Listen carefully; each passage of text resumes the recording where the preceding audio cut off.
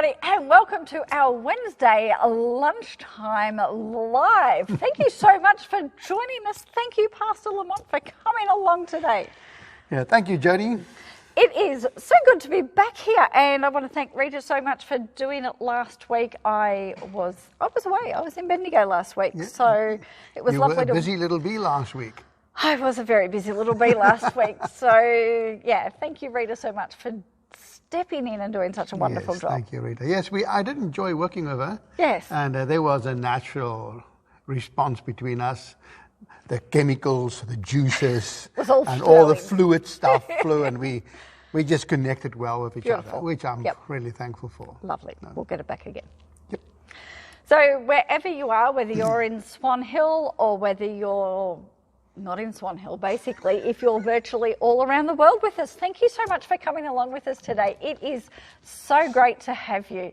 Yeah, we've gone a little bit silly in here today, I think. It's raining, it's doing all sorts of things today. It's messing around with our heads. It is messing around with our heads, but I think we've got a little bit of lightness because we have a little easing of restrictions and there's light at the end of the tunnel. It's exciting. It is. It's almost like people anticipated something to happen. They wasn't sure. And then when Daniel Andrews said there was no cases, it's like a relief. It is. That came across people, yes. Yes. So this is really, really exciting news for all of us. It's not, open slather, let's do everything the way it was back in February when life was normal. But it is a really good step in the right direction. That's it. And I think for a lot of people, we even need to go slowly opening up again. Whereas at one time I was thinking, we'll have this huge celebration as we come back and that sort of thing. It's not going to be like that. No, it's not. But because it's been so long, I think just having that gradual comeback into society and getting bigger groups together, I think that's going to be a healthy way to do it for people. Yes, I hope people will have a deeper appreciation of what we are getting to, and although it will be a slow process, I hope that you will, with me, appreciate the fact that we can move ahead now. Yeah, and we don't have a lot of details as yet. We wait not only for what Daniel Andrews says, but we also wait for what Churches of Christ direct say to us as well. Now, they normally send out an email throughout this week after he's made an announcement and let us know exactly what we can do, how many numbers we can have inside and outside, but that varies for different particular groups as well. So whether you're having a prayer group or a conference or a wedding or a funeral or a church service, they're all very, very different. So we're waiting for that to come out before we actually say, yes, we can do this, or no, we can't do that. So we will let you guys know. I know people are waiting desperately to get some groups back together again, but we will let you know. So if you think we are a bit slow, be mindful that we cannot act out of ourselves. Yeah. We are part of a bigger picture, and we need to work with other people on this situation too. That's right. But be assured, we are planning for what we can do. And I think it's almost going back a little bit to our plans that we had probably about the start of August, something like that, where we were starting to say, okay, what can we do? At the moment, it's 20 people inside, 50 outside. So for us, it's revisiting that, what we can do safely, what we have to comply with as far as COVID regulations, all that sort of thing. So we will let you know. And hopefully we can get some people through the door very, very soon. Yes. And I know that you are looking for a way forward, some plans, some directions from us. And we just ask that you'll be patient as we think through the processes, because we don't want to get this wrong, and because the implications can be so far reaching, and we have your safety and also your best interest at heart. That's right, and we really want to also reach those that have really been disconnected over this time. So the ones that haven't had the technology to watch any church services in particular, we want to offer things to them first as well. So for all of you wonderful tech-savvy people who have grown so much in your technical knowledge over the last few months, that is fantastic, and we're going to ask you guys just to be a little bit more patient for a bit longer as well. Now, talking about planning and what's coming and that sort of thing, it is the most wonderful time of the year coming up. We have Christmas coming up, everybody. Those who are not excited, Don't raise your hand. don't raise your hands, don't listen, all that sort of thing. We can still have an exciting Christmas. It will be different, but it can still be exciting. And, you know, you just let the whole season bubble away inside you and you go a little bit silly like I am. Something like that. Either that or the rain or whatever it is. But we do have a couple of things. Yes, we have. We will be having a Christmas Eve service. Yes. Of some sort. We Yes. don't know the exact numbers and all that, obviously, but we are planning on it. We are believing for it, and Yes. we will make it work somehow. So, yes, that's going to be very exciting. Very exciting, yes. And you never know what's going to happen before the time. We just go with the flow, but we can promise with the help of God, Yep. we will have a wonderful Christmas Eve service. So if that's only one thing you get excited about, That is. it's huge. Yes, definitely. And we've already started planning, you know, where it's going to Yes. be, how it's going to look, that sort of thing. So, Yes, yeah, put that in your diary, 24th of December. yes. Mark it Christmas excitement. Definitely. Another thing to get excited about with Christmas, we have our random acts of Christmas kindness starting first week of November, which is getting really, really close. Yes, I'm excited about Christmas, but it's coming far too fast. So, very, very soon, we're going to put up on Facebook and our website our calendar for the first couple of weeks of November of what we can do to do random acts of Christmas kindness. Yes. And as I've said before, it's based on the Shepherd's Treasure.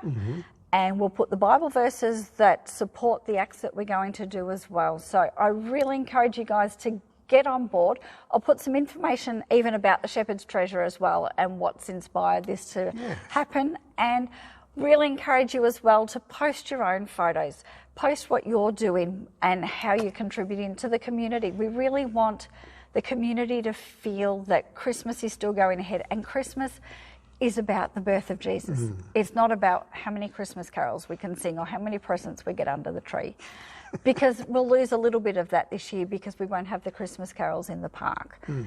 So that same presence won't be out there that it would normally be. So really want people to get involved in the community. Yes. So you must also watch this space, and we would like to encourage you to be part of the Shepherd's Treasure. And the random act of kindness is something that shows the heart of God. And Jesus is the revelation of the heart of the Lord. And as we, as Christians, experience that in our own lives, His grace and His goodness, we can do that in different ways to other people. And we want to encourage you to really follow us in this and make a really good effort in being part of this blessing other people. It's always wonderful to give. The Bible teaches us it's more blessed to give than to receive. It is, and I believe that's one of the cards from the Shepherd's Treasure as well. So that will be one of the ones that go up. And I might even put a picture of the actual cards there so we can see what it is. It's a really wonderful treasure hunt for the kids to follow, but it's just also a great reminder for parents as well, and it's something that everyone can get involved in. And if you can bless someone in the community by a simple act of kindness, it goes a long way. Yeah, People remember it. So don't feel that you've got to come up with the acts even. We will put suggestions there that go with the Bible verse. So it's going to be well directed as far as telling you what to do. If you want to go above and beyond what that says, then feel free to do that. You can go as far as you want. Don't let us stop you. Exactly. And even if you've got kids at home, if you want to make things, make cards for people, especially those that have been really isolated this year, people in hospitals, nursing homes, that sort of thing. That would be wonderful. A wonderful handmade card. Yeah, that would be lovely. Beautiful. And then you can hand them out and Yes. yeah, that would be great. Yeah, so I want to keep on encouraging you to watch the Lunchtime Live here on Wednesdays. Share that with other people, because that's a lot of information of what's going and happening around the grain shed. So this is the way that we try to keep you connected and informed of what is happening. Sometimes we have a lot of things and sometimes we don't. but it's good for you to be connected. And I would encourage you to tell other people to say, listen, watch Lunchtime Live, because you get something about what is happening around the grain shed and you don't feel so disconnected. Yep. And that is one of the problems that we had during this time, is that people are disconnected. And that's why we create a Lunchtime Live show like this, so that you can know what's happening around our church with some of your friends happening. We had the birth of Tim and Danielle's baby last week. Yep.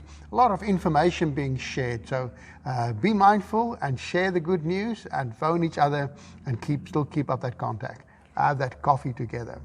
That's right. And just a reminder to all those, we do have our Wednesdays. We have Friday prayer. We have Tuesday behind the sermons. And we have our Sunday services as well. Yes. So they're the ways that you can see what's going on, watch services, stay connected. And as Lamont said, phone people. If you're feeling disconnected at the moment, then most likely other people are as well. And I sort of feel that we've come from a point of here and people have just slowly started to fall away, but all of a sudden it's going like that. It's not doing it slowly. People are feeling disconnected. And because they're feeling disconnected, they're not making the connection as well. So that disconnection is really increasing at a rapid rate. So as hard as it is, just try and make that connection. Just try and make that phone call with someone.